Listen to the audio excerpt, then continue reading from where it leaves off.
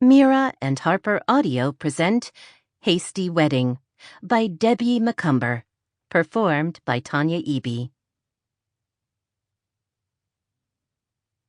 Prologue.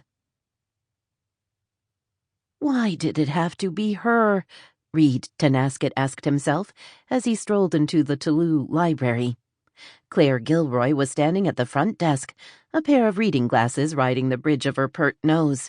She glanced up when he entered the front door, and, as always, Reed experienced a familiar ache at the sight of her. He guessed she was holding her breath, as though she were afraid. Not of him, but of what he might do.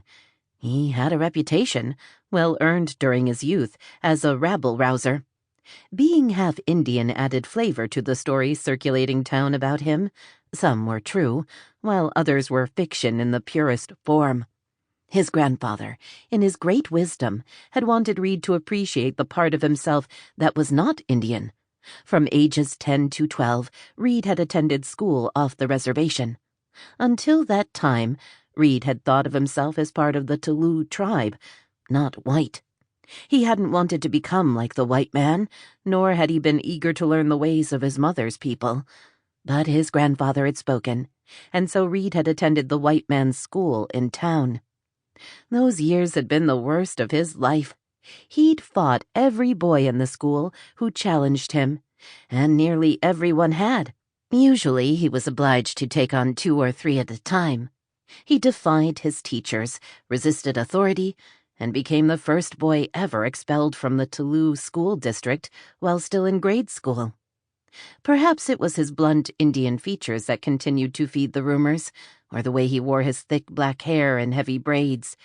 It amused him that he caused such interest in Toulouse, but frankly he didn't understand it.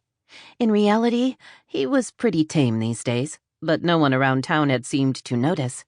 Certainly Claire Gilroy hadn't.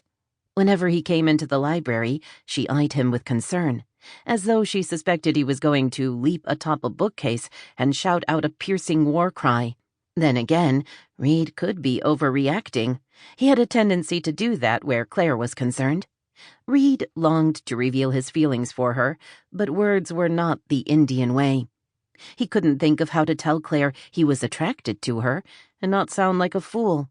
Nor was he convinced his love was strong enough to bridge their cultural differences.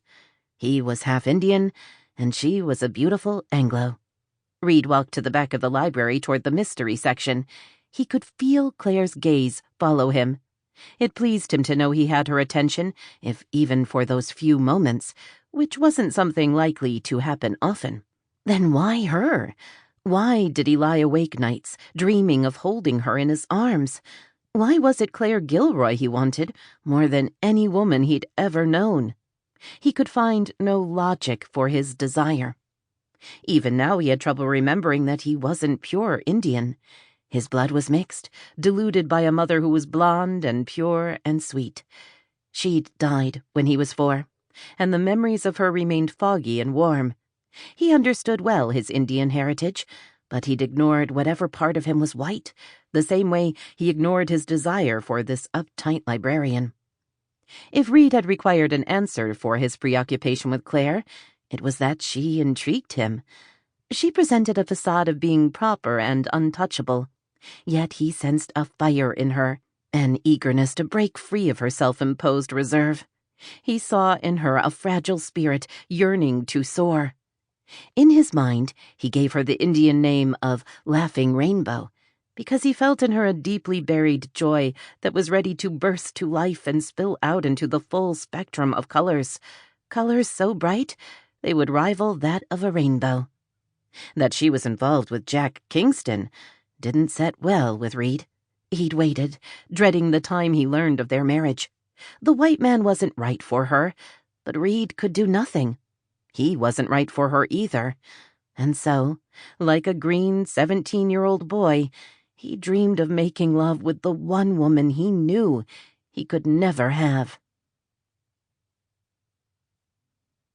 1.